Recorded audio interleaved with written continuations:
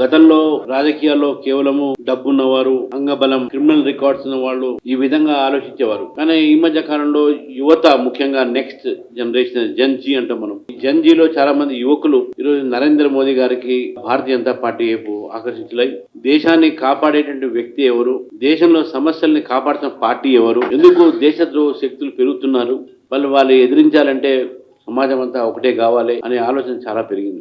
ఈ భారతదేశం వ్యతిరేకంగా మాట్లాడే వాళ్ళ వ్యక్తులు ఎక్కువైపోయారు. ఈ శక్తులని మనం ఆపాలంటే మనం కూడా ఒక శక్తిగా మారాలి అనేటువంటి ఆలోచన విద్యావంతులు రావడం జరిగింది. నేను ప్రెసిడెంట్ గా బాధ్యత స్వీకరించినప్పుడే నేను ఆ రోజు పిలుపునిచ్చాను. మహిళలు, యువత, మేధావులు భారతీయ జనతా పార్టీలో చేరండి. తెలంగాణలో ఒక కొత్త రాజకీయ వరవడిని తీసుకొద్దాం. తెలంగాణలో మన భారతీయ జనతా పార్టీ అధికారం తీసుకొద్దాం. ఈ రెండు పార్టీలు కూడా బూతుల పంచాంగం తప్ప వీళ్ళకు ఉండేవి ఏం లేదు. ఒకడు ప్యాంట్ ఇప్పుతా అంటాడు, ఒకడు తోలు తీస్తా అంటాడు. ఈ రకమైనటువంటి భాష రాజకీయాల్లో మాట్లాడి రాబోయే ఒక తరానికి ఒక మంచి రాజకీయాల్లో వరవడిగా ఎగ్జాంపుల్ గా ఉండాలి.